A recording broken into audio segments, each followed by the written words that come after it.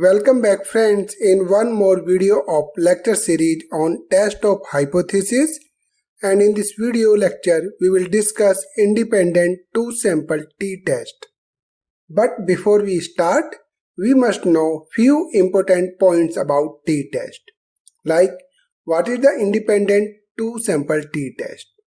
The independent sample t-test is a method used to test whether the unknown population mean of two groups are equal or not. When can I use the test?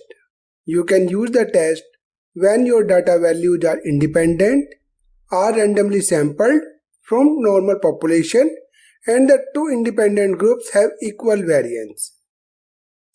Now question may arise, what if I have more than two groups? For this, use a multiple comparison method such as analysis of variance or ANOVA is one such method. Now, what if the variance for my two groups are not equal? You can still use the two-sample t-test. You use a different estimate of the standard deviation. What if my data is not nearly normally distributed? If your sample size are very small, you might not be able to test for normality. You might need to rely on your understanding of the data. When you cannot safely assume normality, you can perform a non-parametric test that doesn't assume normality. In last, we should know what do these t-value means.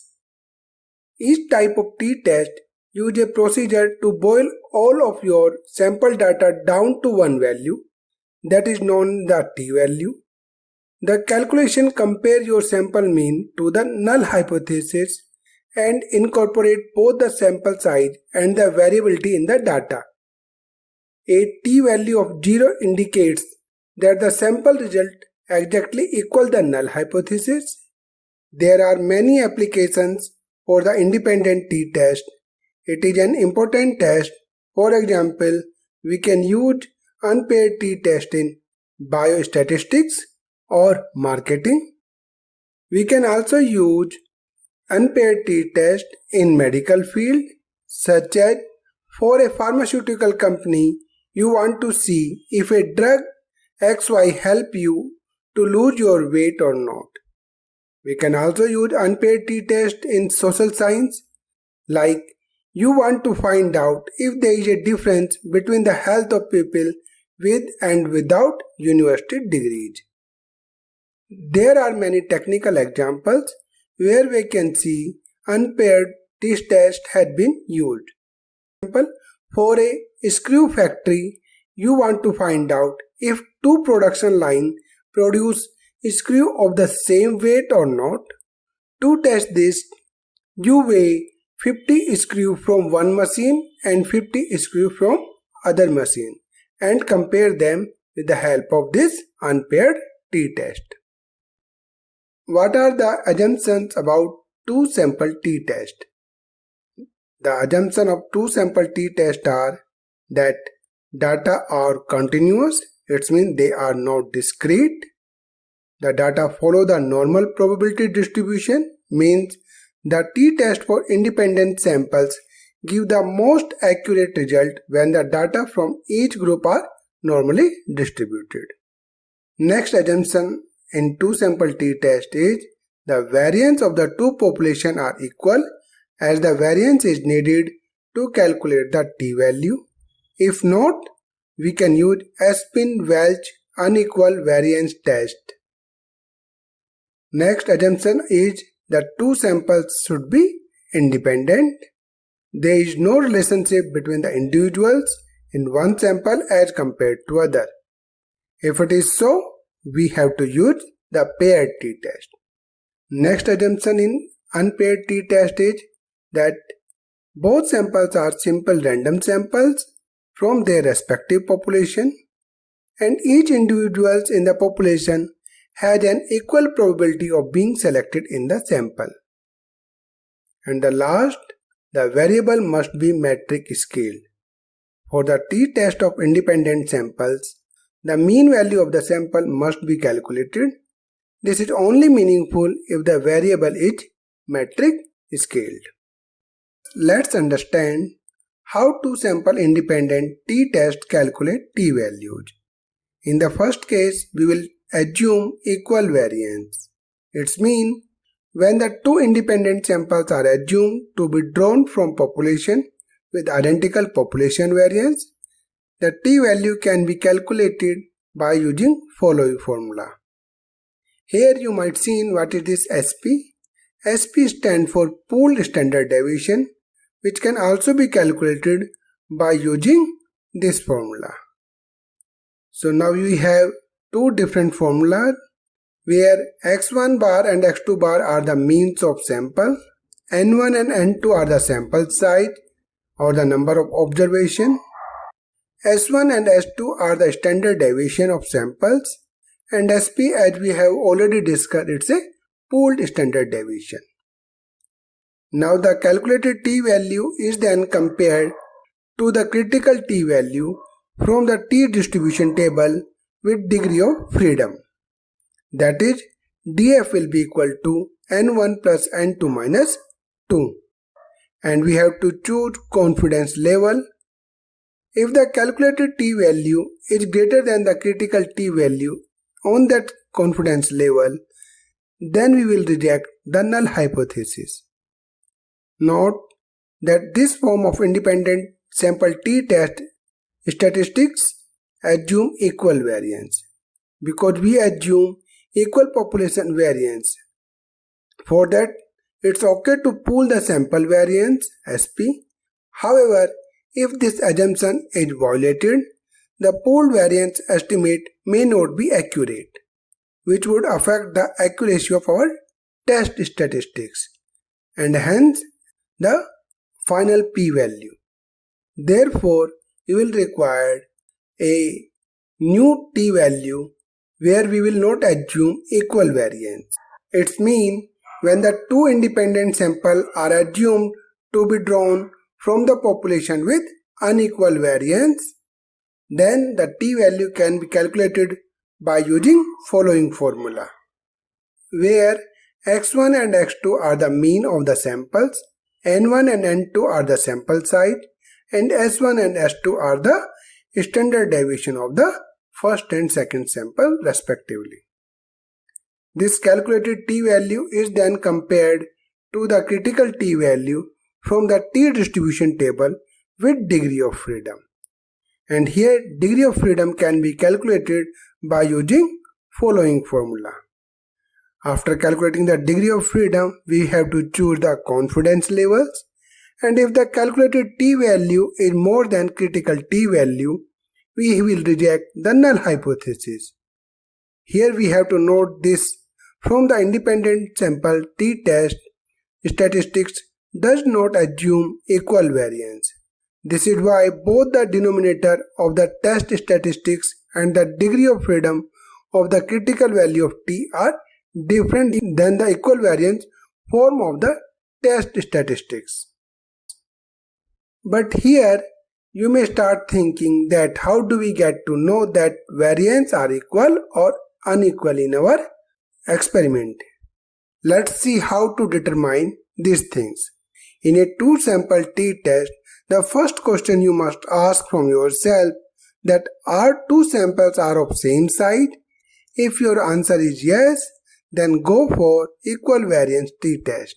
If your answer is no, then the next question you must ask from yourself that ratio of greater variance with smaller variance is more than 4, or in other words, the greater standard deviation with the smaller standard deviation is more than 2.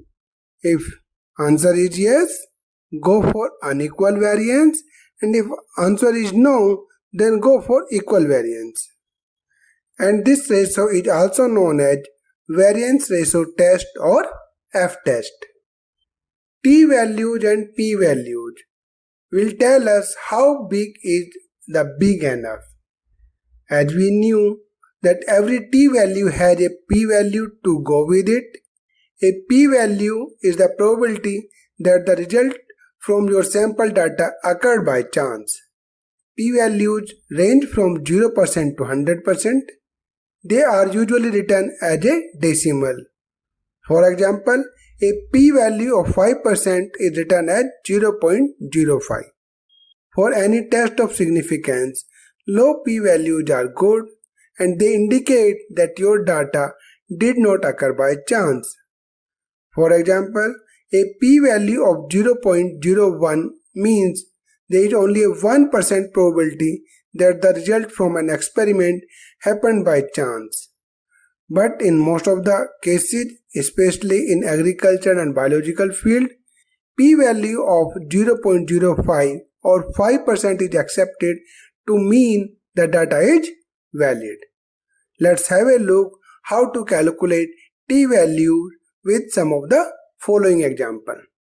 In example 1, a researcher performed a test to analyze effect of protein supplement in the weight gain of 1-year-old kids.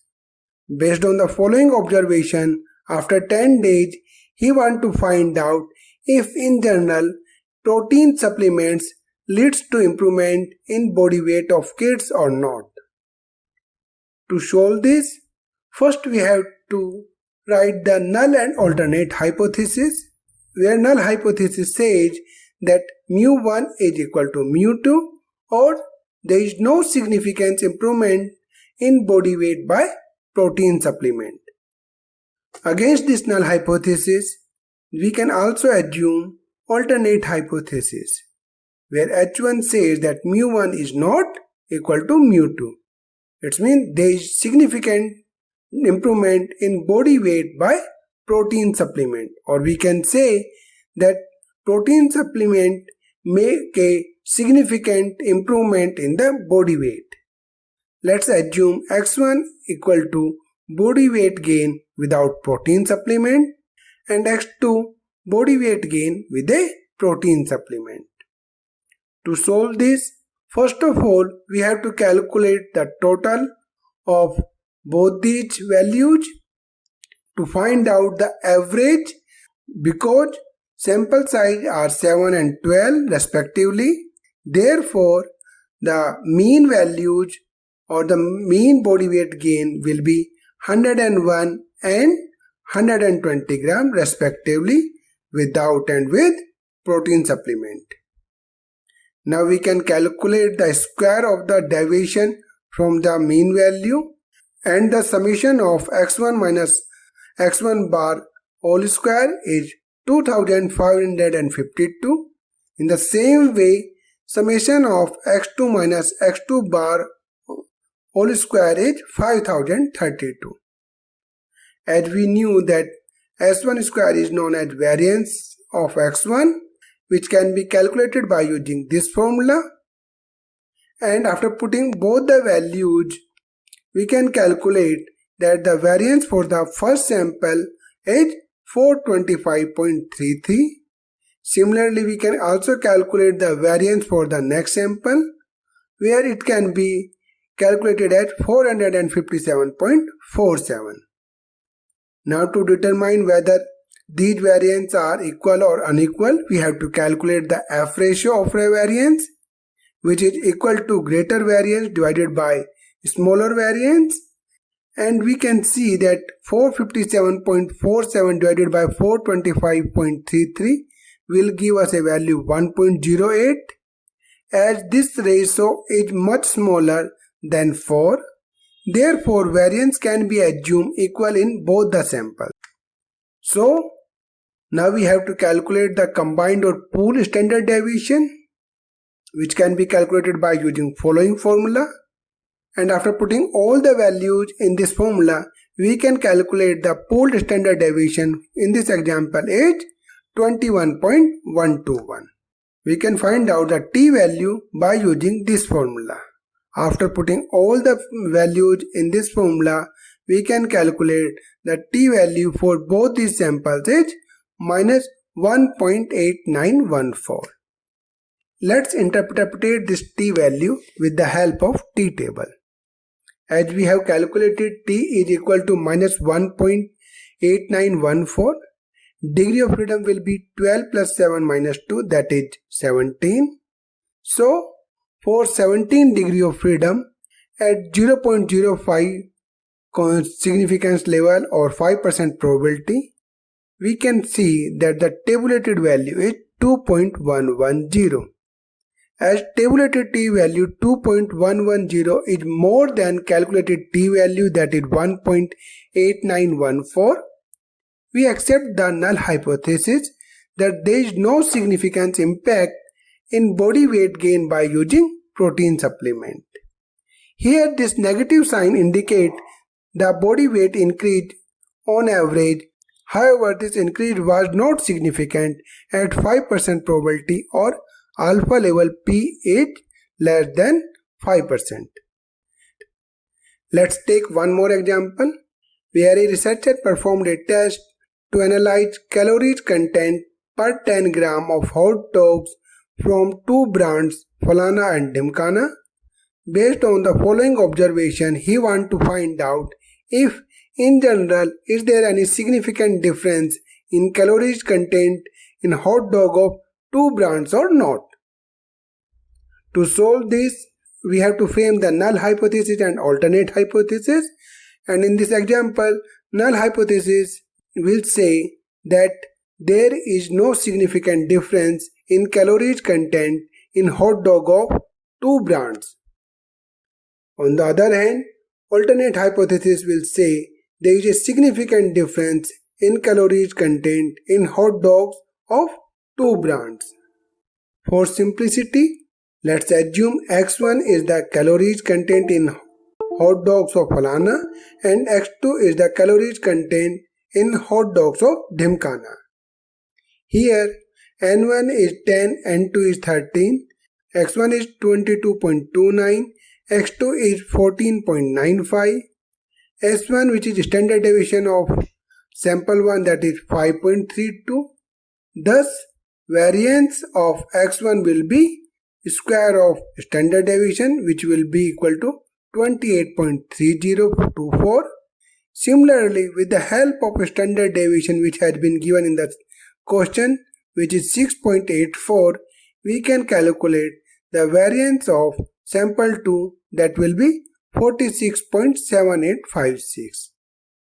Let's find out the F ratio of the variance, and by dividing the greater variance with the smaller one, we see that this ratio is 1.6531. As this ratio is again less than 4, therefore we will assume equal variance in both the samples. As we knew that with the help of this formula we can calculate the pooled standard deviation. After putting all the values in this pooled standard deviation formula, we can calculate the pooled standard deviation for this question is 6.2341. By putting this pooled standard deviation or combined standard deviation in the formula of t-test, we can calculate the t-value for this question will be equal to 2.7992. Let's interpret this t-value as well. Here t-value is 2.7992. Degree of freedom will be n1 plus n2 minus 2. That will be 10 plus 13 minus 2 or 21. After checking the degree of freedom in the table at the significant level 5%, we see that the tabulated value at this level is 2.080.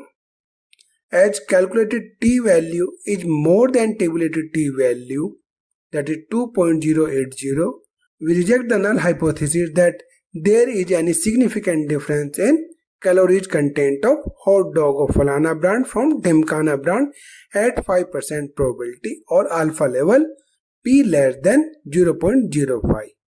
However, calculated t-value 2.7992 is less than tabulated t-value 2.831. We accept the null hypothesis that there is no significant difference in calories content of hot dog of Falana brand from Dhimkana brand at 1% probability. So here you can see that for the same t-value, if we change the significance level, it may be accepted or it may be rejected. Let's take one more example where the score of 10 students from BSc Honours Botany in Biostatistics and Plant Biotechnology from end semester test are given below, and we want to find out if in general scores in biostatistics is significantly different from plant biotechnology or not. Like the previous two questions, we frame the null and alternate hypothesis, which says that there is no significant difference in the score of biostatistics and biotechnology, as well as there is a significant difference in the test score of biostatistics and plant biotechnology, respectively, in null and alternate hypothesis. For simplicity, we will again assume x1 as the test score in biostatistics and x2 as the test score in plant biotechnology. First of all, we have to calculate the mean value or mean score in both the papers. As n1 and n2 both are 10, we can easily calculate that the average score in the plant biostatistics is 39, whereas in the plant biotechnology it is 35. In the next column, we will calculate the summation of square of deviation of individual value with their respective mean, that is 276 in first sample and 644 in the second sample. By putting these values in the formula of variance, we can calculate that variance for the first sample is 30.667 and variance for the sample 2 is 71.556. As sample size is same in both the sets, thus there is no need to calculate F ratio for variance, and variance can be assumed directly equal in both the samples. To find out the t-value, like the previous examples, we will calculate the combined or pooled standard deviation with the help of this formula, and which is 7.1492 in this question. After putting this pooled standard deviation in the formula of t-value, we can calculate the t-value is 1.2511 in this experiment. Let's interpret it more time. T is 1.2511. Degree of freedom will be 10 plus 10 minus 2, that is 18. So, for 18 degree of freedom at 0.05%, the tabulated t-value is 2.101. And as tabulated t-value is more than calculated t-value, we accept the null hypothesis that there is no significant difference in scores of biostatistics as well as plant biotechnology at 5% probability or alpha level, p less than 0.05. Let's take the last example of this video lecture, which says that body temperature of 18 patients were recorded from a clinic who were suffering from normal cough and coronavirus. Based on the data given below, he wants to find out if in general is there any significant difference in body temperature of patients who were suffering from normal cough than those who were suffering from coronavirus. To solve this, we have to frame the null and alternate hypothesis. Null hypothesis says that mu1 is equal to mu2, or there is no significant difference in body temperature of patients who are suffering from normal cough than those who are suffering from coronavirus. Whereas in alternate hypothesis, we can assume that mean 1 or mu1 is not equal to mean 2, that is mu2, or in other words, there is a significant difference in body temperature of patients who were suffering from normal cough than those who were suffering from coronavirus. For simplicity, x1 can be imagined as the body temperature in corona positive patient, whereas x2 can be used for the body temperature in normal cough patient. First of all, we have to calculate the body temperature of coronavirus and normal cough, that is 101 in case of coronavirus and 98.6 in case of normal cough. Like the previous examples, we can also calculate the summation of x1 minus x1 bar whole square, that is 14.08 for coronavirus and 0.16 for normal cough. By using these values, we can calculate the variance for sample 1 or the coronavirus, which is 2.0114, and the variance for the normal cough patient is 0.0178. Now we have to find out the F value or the ratio of the variance, which will be 2.0114 divided by 0.01778, and it will give us a value 113.1429. And this ratio is actually very large than the 4. Therefore, variance can be assumed unequal in both the samples in this experiment. Thus, t value can be calculated by using this formula. After putting all the values in this formula, we can calculate the t value for the two means is 4.7695. As we are assuming that these samples are having equal variance, therefore we have to calculate the degree of freedom with the help of this formula. After putting all the values in this formula, we can calculate that degree of freedom in this experiment is 7.099189, or it's almost equal to 7. Now interpret this data, as we knew that the t is 4.7695 and degree of freedom is 7. So at 5%, 2%, 1% and 0.1%, we see that as calculated t value is much more than the tabulated values not only at 5% probability but also 2% and 1%. Thus, at this significance level, we reject the null hypothesis and accept the alternate hypothesis that there is a clear significant difference in the body temperature of the patient suffering from corona than patients who are suffering from normal cough. However, this calculated t value is less than the tabulated value at 0.1% probability or alpha level p less than 0.001, where it is 5.48. So, at this significance level, we will accept the null hypothesis. And we can say there is no significant difference in the body temperature of corona patient and the patient who are suffering from normal cough and cold. So my dear friend, this was all about independent or unpaired t-test. In the next video lecture, we will discuss dependent or paired two-sample t-test. Till then, like and share this video, subscribe my channel and press the bell icon to get notification of this channel. Jai Hind, bye bye.